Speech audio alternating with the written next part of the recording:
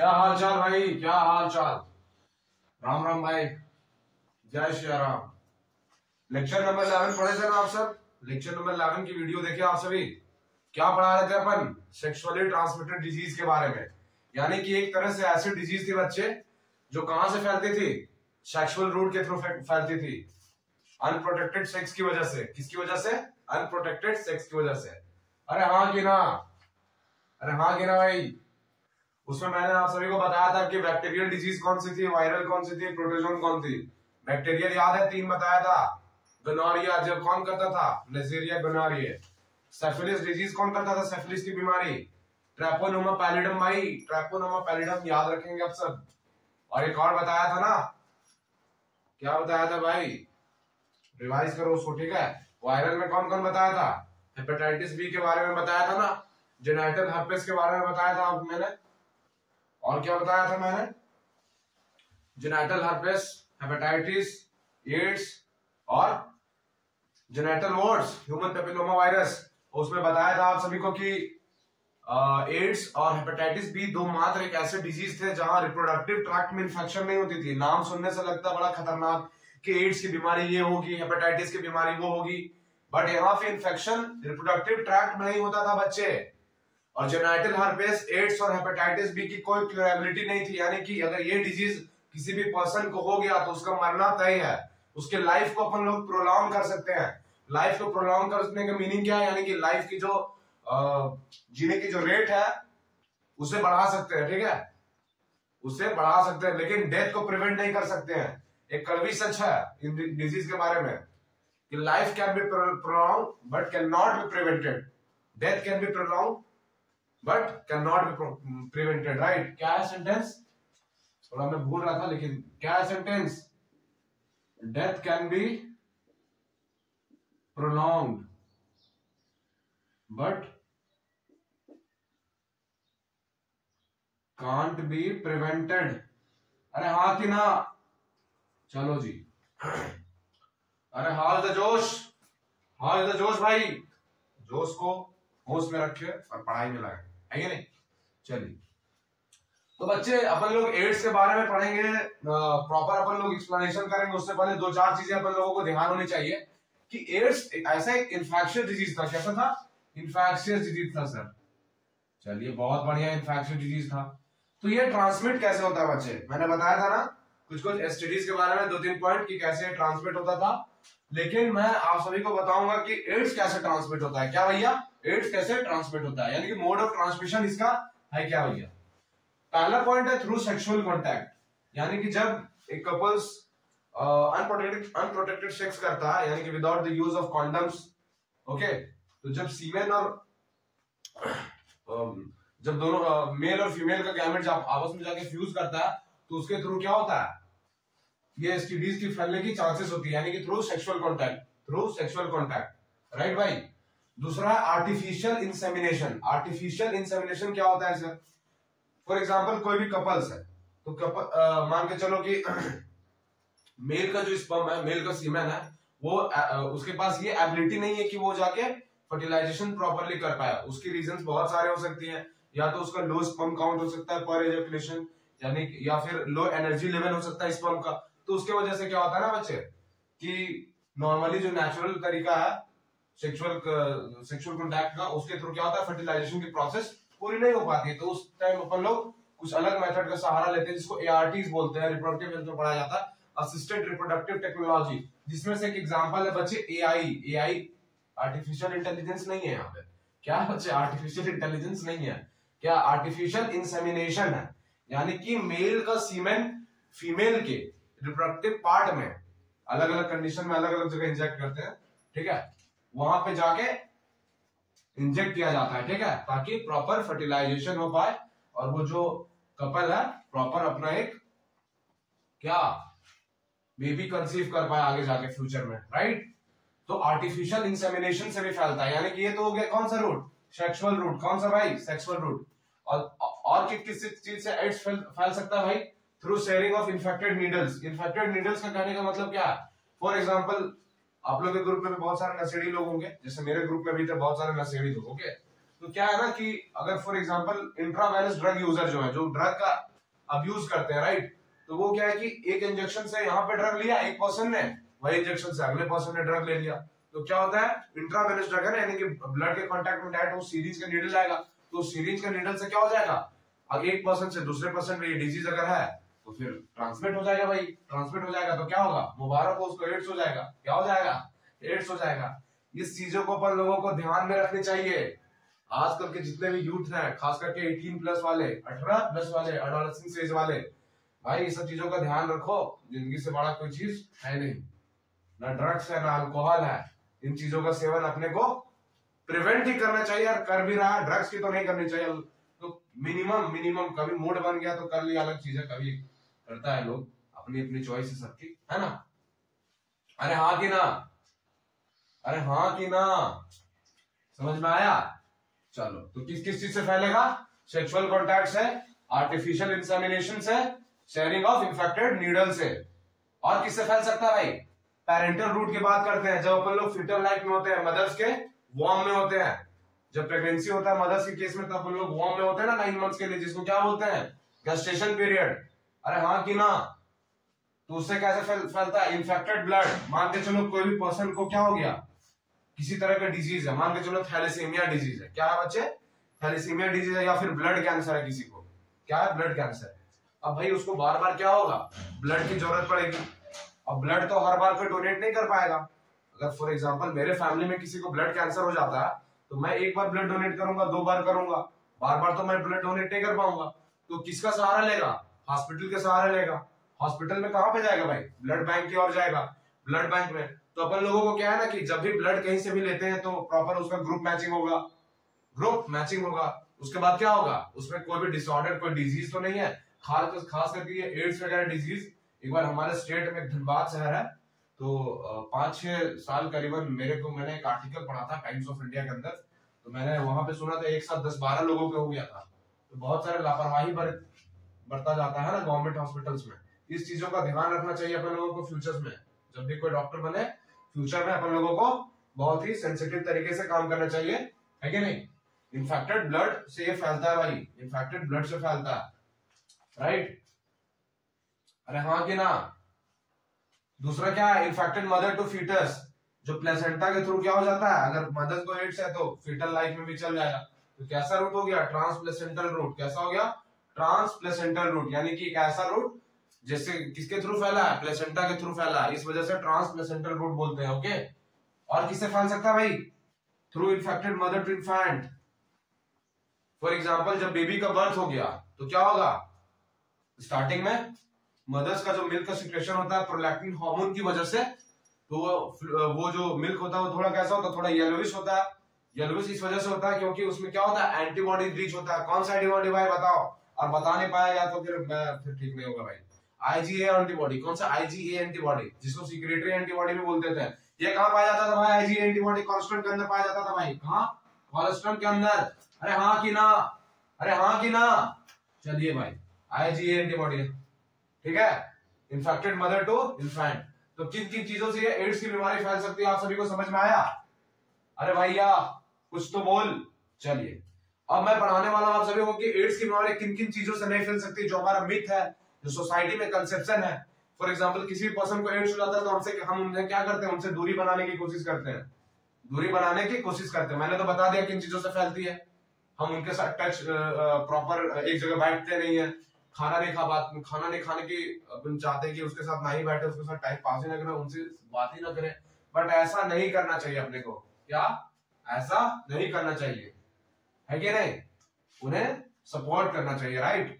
क्या करना चाहिए, सपोर्ट। ऐसा कोई जरूरी नहीं, तो मिथ हमारे सोसाइटी में कि अगर किसी पर्सन को एड्स हो गया तो वो सेक्सुअल रूट से ही फैला होगा। अरे भाई ऐसा कुछ नहीं है कि सेक्सुअल रूट या अनप्रोटेक्टेड सेक्स के या फिर मल्टीपल पार्टनर्स के साथ सेक्स करने की वजह से ही एड्स फैला होगा। अरे हाँ कि ना। ये ऐसा भी हो सकता है कि ब्लड ट्रांसफ्यूजन की वजह से, या फिर अगर ड्रग ले रहा है तो ड्रग अब्यूजर जो भी है फ्रेंड सर्कल के साथ बैठने की वजह से भी इन्फेक्टेड नीडल से भी फैल गया होगा। लेकिन हमारे सोसाइटी में क्या है, लोग अधिकांश लोग बीमार हैं, है ना, मानसिक रूप से। तो यही सब चीजें सोचते हैं, जबकि अपन लोग को पढ़े लिखे इंसान को ये सब चीजें नहीं सोचनी चाहिए। अरे हाँ कि ना। चलिए भाई, एड्स किन किन चीजों से नहीं फैल सकता है, फिजिकल टच। अगर कोई भी पर्सन एक्सपोजर है, अगर वो उसे एड्स हो गया, अपन कोई वाइट पर्सन है जिससे एड्स नहीं हुआ, अगर वो उसके साथ टच में आएगा तो एड्स नहीं फैलेगा। हगिंग एंड किसिंग, ये बहुत बड़ा मिथ है कि किस करने से एड्स फैल जाता है। भाई नहीं फैलता है। क्या भाई? नहीं फैलता है। हाँ कि ना भाई? कुछ लोग बहुत हंस रहे होंगे, अरे बेशर्मो, हंसना क्या है इसमें? हंसना क्या है बता यार तू, हंसने की बात है क्या? कुछ नहीं है ना। चल पढ़ते हैं अपन। मॉस्किटो बाइट, बहुत लोगों को लगता है कि मच्छर के काटने से वजह से भी फैल सकता है, क्योंकि एक जगह से खून अगले जगह तक चल जाएगा। अरे भाई नहीं फैलता है भाई, वायरस है, डेथ हो जाएगा, बाहर आएगा तो अंदर जाके कैसे फिर लिविंग में कन्वर्ट हो जाएगा। मॉस्किटो बाइट से भी नहीं फैलता है। ड्रॉपलेट इन्फेक्शन, मान लो स्नीजिंग या कॉफिंग वगैरह हो गया, एड्स अफेक्टेड है, ड्रॉपलेट इन्फेक्शन से भी ये नहीं फैलता। अरे हाँ कि ना? अब आगे अपन लोग क्या पढ़ने वाले हैं तो समझ में आया। एड्स के मैकेनिज्म के बारे में पढ़ने वाले कि क्या करता है हमारे बॉडी के अंदर और कैसे हमारे इम्यून सिस्टम को कमजोर कर देता है, और उसकी वजह से आगे जाके कैसे फर्दर हमारा डेथ हो जाता है जो पर्सन इन्फेक्टेड होता है एड्स से। तो मोड ऑफ ट्रांसमिशन किससे किससे फैलता है भाई? Sexual contact, artificial insemination, sharing of infected needle, parental route, कौन सा इन्फेक्टेड ब्लड वगैरह, infected mother to foetus, infected mother to infant by colostrum. किससे नहीं फैलता? Physical touch, hugging, kissing, mosquito bite and droplet infection. समझ आया? अरे हाँ कि ना? चल भाई अपन आगे की ओर मूव करें इसके मैकेनिज्म की तरफ। चलिए, अरे भाई समझ में आया? एड्स की मैकेनिज्म पढ़ेंगे अपन। लग रहा होगा ना कि बहुत अटपटा है। क्या लग रहा होगा? बहुत अटपटा है। और लड़के सब तो पूरे मजे लेके पढ़ रहे होंगे ना इस टॉपिक को। कुछ याद रहे चाहिए ह्यूमन हेल्थ डिजीज में एड्स पूरा याद रहता है कि नहीं? अरे हाँ कि नहीं? सही बोला? चलिए सही बोलता हूँ, ठीक है ना। चलिए, होता क्या बच्चे, मैंने पढ़ाया था कि एड्स किस वायरस से होता था? HIV वायरस से होता था सर। किस वायरस से होता था? HIV virus. मैंने यहाँ लिखा है ना, देखिए HIV वायरस लिखा है ना। अब होता क्या है बच्चे, जब हमारे बॉडी में बाहर से HIV वायरस आएगा, क्या आएगा भाई? HIV वायरस आएगा, तो किससे अटैच करेगा? पहले मैंने बताया था कि HIV फैक्ट्री की काम करता है कौन? मैक्रोफेजेस। मैक्रोफेजेस क्या था? गुच्छा था, यानी कि क्लस्टर ऑफ मोनोसाइट्स को बोलते थे। अरे हाँ कि ना? बताया था ना दूसरी तीसरी क्लास में। अरे हाँ, देखना वीडियो को रिवाइंड करके। ओके, अटैचमेंट क्या करेगा HIV वायरस? मैक्रोफेज के साथ करेगा। ये हमारा मैक्रोफेज है। क्या है? पूरा जो मैंने ग्रीन लाइन से बनाया हुआ है पूरा। ओके, क्या है बच्चे? मैक्रोफेज है ना। तो होता क्या बच्चे, ये HIV वायरस बाहर से आया, यानी कि एक तरह का फॉरेन पार्टिकल है। तो क्या होता है, मैक्रोफेज के पास एक रिसेप्टर होता था। बताओ, अरे कौन सा? CD4 भाई, CD4 रिसेप्टर। याद है कि नहीं? कि सब गोल हो गया? CD4 रिसेप्टर, इस वजह से एक्स्ट्रा बताया था मैंने। तो होता क्या कि मैंने CD4 रिसेप्टर के पास, सॉरी मैक्रोफेज के पास क्या होता है? CD4 receptor. दोनों क्या होता है? दोनों आपस में रिकॉग्नाइज कर लेता है। इस वजह से जाके क्या करेगा? अटैच करेगा भाई। क्या करेगा? अटैच करेगा। कौन कौन अटैच करेगा? HIV वायरस किसके साथ अटैच करेगा भाई? मैक्रोफेजेस के साथ। अब HIV वायरस के अंदर क्या क्या चीज पाया जाता है? सिंगल स्ट्रैंडेड RNA होता था, 2 रिवर्स ट्रांसक्रिप्टेज एंजाइम होता था, एक इंटीग्रेज एंजाइम होता था, एक प्रोटीएज एंजाइम होता था। तो वो क्या करेगा? HIV वायरस सारा चीज रिलीज कर देगा। किसके अंदर? मैक्रोफेज के अंदर। क्या करेगा? मैक्रोफेज के अंदर रिलीज कर देगा, है कि नहीं? यानी कि HIV वायरस क्या करेगा? Infect it's genetic material and enzymes into the macrophages. अरे हाँ कि ना? ठीक है सर। अब रिवर्स ट्रांसक्रिप्टेज क्या करेगा ना बच्चे? रिवर्स ट्रांसक्रिप्टेज किस में हेल्प करता है? सिंगल स्टैंडर्ड RNA को डबल स्टैंडर्ड DNA में। RNA से DNA बनाना अपने को। RNA से DNA क्या बनाना भाई? RNA से DNA, तो रिवर्स ट्रांसक्रिप्टेज हेल्प करता है। Reverse transcriptase. ओके, और इस प्रोसेस को क्या बोलते हैं? क्या बोलते हैं भाई? Reverse transcription. क्या बोलते हैं? Reverse transcription. अरे हाँ कि ना? चलिए भाई, अब क्या करेगा? रिवर्स ट्रांसक्रिप्टेज कन्वर्ट कर देगा सिंगल स्टैंडर्ड RNA को डबल स्टैंडर्ड DNA में। सिंगल स्टैंडर्ड RNA को डबल स्टैंडर्ड DNA में, डबल स्टैंडर्ड DNA में। अरे हाँ कि ना? अरे हाँ कि ना? समझ आया? अरे हाँ कि ना? और उसके बाद क्या होगा? जो बाहर जो HIV वायरस का जो जेनेटिक मटेरियल है, कौन सा? HIV वायरस का, वो इंटीग्रेट हो जाएगा। किसके साथ जुड़ जाएगा भाई? हमारा जेनेटिक मटेरियल से ना। मैं किसमें इन्फेक्ट कर रहा है? ह्यूमंस के अंदर। तो हमारा जेनेटिक मटेरियल से क्या हो जाएगा? इंटीग्रेट हो जाएगा। और ये जो इंटीग्रेज एंजाइम है क्या करता है भाई? ज्वाइन करता है डबल स्टैंडर्ड DNA को होस्ट के DNA के साथ, और एक तरह से पूरा डीएनए बन जाएगा, उस डीएनए को क्या बोलेंगे? Viral DNA. वायरल डीएनए के अंदर कौन कौन सा डीएनए है भाई? वायरस का भी डीएनए और हमारा भी डीएनए है, खुद का डीएनए और वायरस का भी। ह्यूमंस का डीएनए है, humans DNA plus virus DNA. Okay भाई, क्योंकि अब आरएनए से डीएनए में कन्वर्ट हो चुका है ना। उसके बाद क्या करेगा? पूरी तरह से मैकेनिज्म, जो हमारा मैकेनिज्म है, वो किसके कंट्रोल में आ जाएगा? एचआईवी वायरस के कंट्रोल में आ जाएगा। और फिर क्या होगा? ट्रांसक्रिप्शन प्रोसेस बताया था ना, ट्रांसक्रिप्शन करेगा। ट्रांसक्रिप्शन से क्या करेगा? एमआरएनए का फॉर्मेशन करेगा, यानी कि मैसेंजर आरएनए का फॉर्मेशन करेगा। किसका भाई? मैसेंजर आरएनए का फॉर्मेशन करेगा, मैसेंजर आरएनए का फॉर्मेशन करेगा। अरे हाँ कि ना? उसके बाद क्या करेगा? एमआरएनए से फिर ट्रांसलेशन करेगा। ट्रांसलेशन करके क्या बनता है? ट्रांसलेशन के बाद प्रोटीन्स बनता है सर। क्या बनता है? प्रोटीन्स बनता है, यानी कि लार्ज प्रोटीन चेन्स का फॉर्मेशन होगा। उसमें क्या करेगा? एक एंजाइम प्रोटीएज बड़े बड़े लार्ज प्रोटीन चेन्स को क्या करेगा? काटेगा और छोटे छोटे प्रोटीन चेन्स में जाके कन्वर्ट कर देगा। क्या करेगा? Protease cuts the large protein into small active one. क्या लिखेंगे? यहाँ छूट गया है, स्मॉल एक्टिव वन। अरे हाँ कि ना? यही प्रोटीन क्या करेगा? आगे जाके कैप्सिड का फॉर्मेशन करेगा। प्रोटीन का फॉर्मेशन हो गया, यानी कि नया एचआईवी वायरस बन जाएगा। क्या होगा? नया एचआईवी वायरस बन जाएगा। उसके ऊपर फिर क्या होगा? दो लिपिड लेयर जो होती है वो आ जाएगी, कैप्सिड वगैरह का फॉर्मेशन हो जाएगा। तो नया नया बहुत सारा हजारों हजार लाखों लाखों नया वायरस प्रोड्यूस हो जाएगा। तो देख रहे हो किस तरह से रिप्रोडक्शन कर रहा है, अपने नंबर को बढ़ा रहा है, हमारे डीएनए को यूज करके खुद का नंबर बढ़ा रहा है। और यही एचआईवी वायरस क्या करेगा? टी लिम्फोसाइट में जाके अटैक करेगा। हमारे इम्यून सिस्टम कौन मेंटेन करता है? मेनली बी तो हेल्प कर, sorry B B B T help करता है, बी अति करता है, बी प्रोड्यूस करता है। लेकिन एचआईवी वायरस किसमें अटैक करेगा? टी वाले में। यानी कि क्या होगा? एचआईवी वायरस इन्फेक्शन किसको अफेक्ट करेगा? टी हेल्पर्स को अफेक्ट करेगा। किसको? टी हेल्पर्स को। एक मैंने रफली नंबर बताया था ना कि 900 इंटू 10 टू द पावर 6 पर लीटर से डिक्रीज होके कहां चले जाता है? 200 इंटू 10 टू द पावर 6 पर लीटर, 4.5 टाइम्स डिक्रीज हो जाता है भैया। 4.5 टाइम्स, 4.5 गुना टाइम्स डिक्रीज हो जाता है। तो हमारा इम्यून सिस्टम क्या हो जाएगा? अरे वीक हो जाएगा भाई। 4.5 गुना बॉडी का जो कैपेबिलिटी है पैथोजन से लड़ने की, वो क्या हो जाएगी? कम हो जाएगी। तो हमारा इम्यून सिस्टम क्या हो जाएगा? कमजोर भाई, कमजोर कमजोर। अरे हाँ कि ना? चलिए भाई, हाँ, अरे हाँ कि ना? चलिए, मैक्रोफेजेस एक तरह से क्या किया? एचआईवी फैक्ट्री की तरह काम किया। सर एचआईवी फैक्ट्री कैसे बोल दिए सर? अरे भाई उसी की वजह से तो रिप्रोडक्शन कर रहा है ना, उसी की वजह से क्या हो रहा है? नंबर भी बढ़ रहा है। तो समझ में आया आप सभी को? एक बार रिपीट करो फिर से। होता क्या है बच्चे? एचआईवी वायरस जब आएगा बाहर से तो मैक्रोफेज के साथ अटैच होगा। मैक्रोफेज के पास बच्चे CD4 रिसेप्टर होता है, उसे आइडेंटिफाई करेगा, उसका सारा मटेरियल मैक्रोफेज अपने अंदर ले लेगा। फिर एचआईवी वायरस क्या करेगा? रिवर्स ट्रांसक्रिप्टेज की मदद से सिंगल स्टैंडर्ड डीएनए को डबल स्टैंडर्ड डीएनए में, सिंगल स्टैंडर्ड आरएनए को डबल स्टैंडर्ड डीएनए कन्वर्ट करेगा। उसके बाद क्या होगा? अपना डीएनए हम लोग के डीएनए से होस्ट के डीएनए के साथ जोड़ लेगा, जिसमें हेल्प करेगा इंटीग्रेज एंजाइम। वायरल डीएनए बन जाएगा। फिर ट्रांसक्रिप्शन करके एमआरएनए, फिर ट्रांसलेशन करके प्रोटीन का फॉर्मेशन करेगा, जो लार्ज होगा प्रोटीज कर करके उसमें छोटा में कन्वर्ट करेगा। फिर नया एचआईवी वायरस का फॉर्मेशन कर देगा। फिर उसके ऊपर लिपिड वगैरह की लेयर आएंगी, सारी कैप्सिड्स की लेयर आएंगी। फिर नया नया वायरस हो जाएगा, हजारों लाखों वायरस का प्रोडक्शन हो जाएगा। फिर वो अटैक करेगा किसमें? टी हेल्पर्स को जाके डिस्ट्रॉय करेगा, उसकी काउंट को 4.5 गुना तक कम कर देगा और इम्यून सिस्टम कमजोर पड़ जाएगा भाई। क्या हो जाएगा? कमजोर पड़ जाएगा सर। मैक्रोफेजेस, एक सवाल आता है कि कौन सा एक्ट करता है एचआईवी फैक्ट्री? मैक्रोफेजेस। अरे हाँ कि ना? हाँ कि ना? अरे डीप थिंकिंग में नहीं चल गए भाई। सोचा कम करो, काम ज्यादा करो। सोचा कम करो, काम ज्यादा करो, सफलता का ये मूल मंत्र है। ओके भाई, हाँ कि ना? हाँ कि ना? चलिए अपन नेक्स्ट पार्ट की ओर मूव करें। ठीक।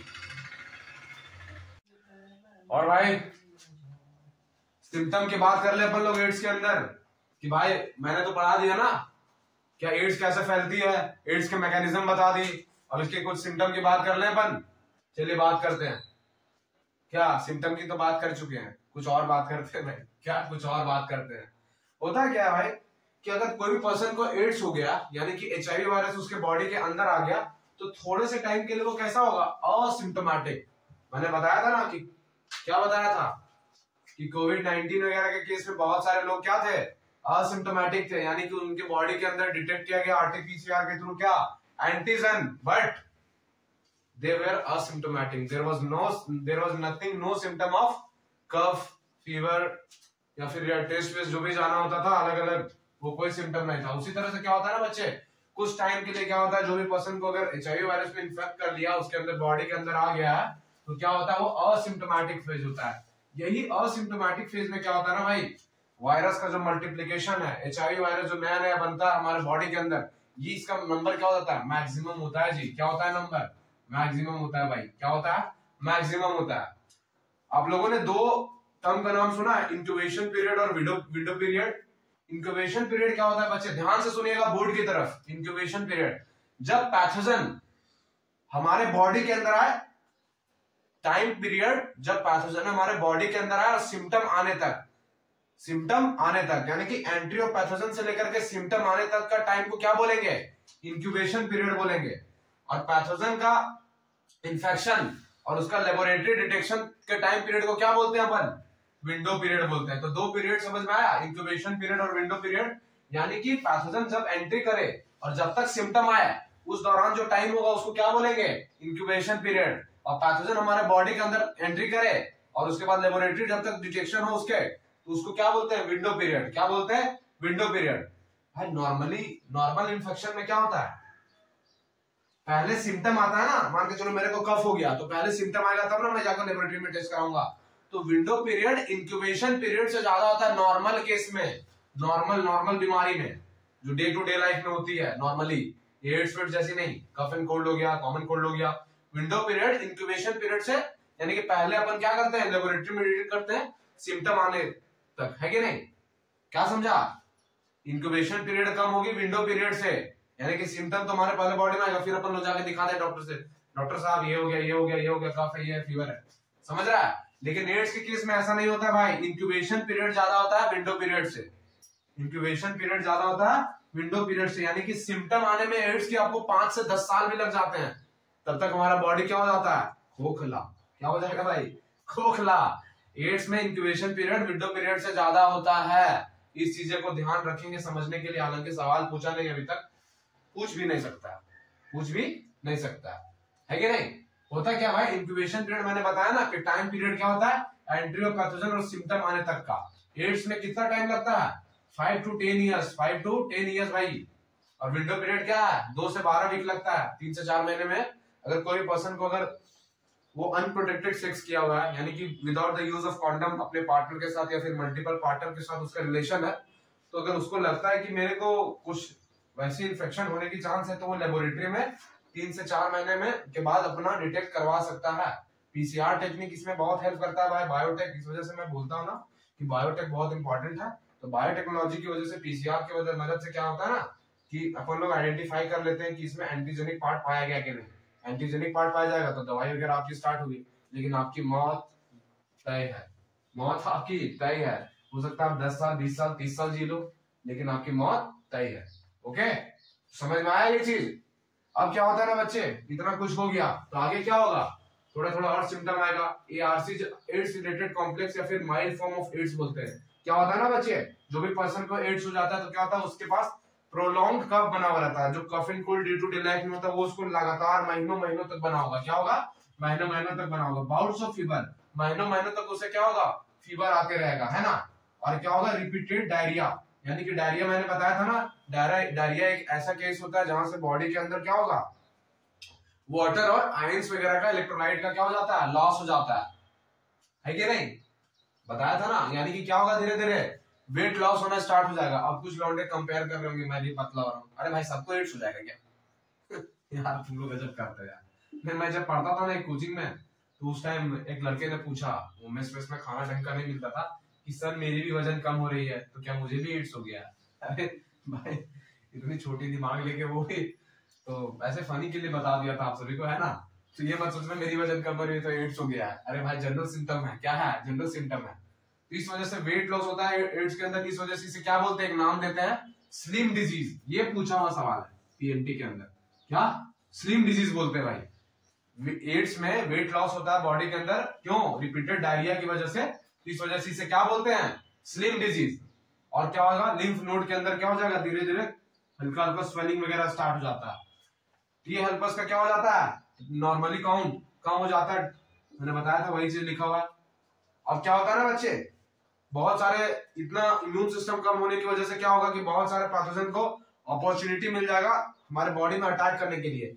फॉर एग्जांपल क्या है भाई, एक बात बताना, यहाँ पे मैंने जो निमोनिया लिखा है निमोसिस्टिस कार्निवी करता है, लेकिन आप सभी को क्या पढ़ा हूं मैंने, निमोनिया स्ट्रेप्टोकोकस निमोनिया या फिर हीमोफिलस इन्फ्लुएंजा करता है। तो भाई उसकी एक और वैरायटी होती है जिसका नाम है बैक्टीरिया का निमोसिस्टिस कार्निवी।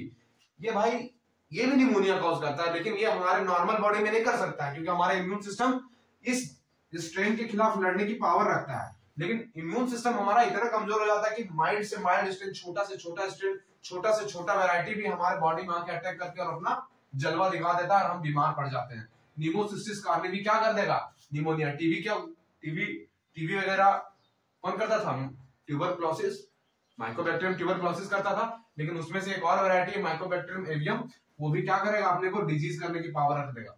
यानी कि अपन लोग पूरी तरह से क्षतिग्रस्त हो चुके हैं। समझ में आया, हिंदी अपने को थोड़ा कमजोर है। ओके, अरे हाँ कि ना भाई, समझ में आया क्या क्या हो रहा है एड्स के अंदर। मूव करें नेक्स्ट में, चलिए जी। और क्या क्या साइन और सिम्टम मिलेंगे भाई, कापोसी सार्कोमा। अरे सर ये क्या है वर्ड सर, कापोसी सार्कोमा का मतलब होता है बच्चे स्किन कैंसर। क्या है बच्चे, स्किन कैंसर, यानी कि जो भी पर्सन को एड्स होगा तो उसमें चांसेस होते हैं सिम्टम्स में कापोसी सार्कोमा वगैरह के केसेस भी देखे गए, यानी कि स्किन की कैंसर हो जाती है भाई। अरे हाँ कि ना, ठीक है ना। एक होता है कैंडियासिस डिजीज, बस ऐसे ही जान लो, याद रखने की जरूरत नहीं है ज्यादा। ये फंगल इन्फेक्शन होता है, तो एड्स के पेशेंट में ये भी डिजीज अपन को देखने को मिलती है। एक और होता है कौन सा बच्चे, इंसेफेलाइटिस।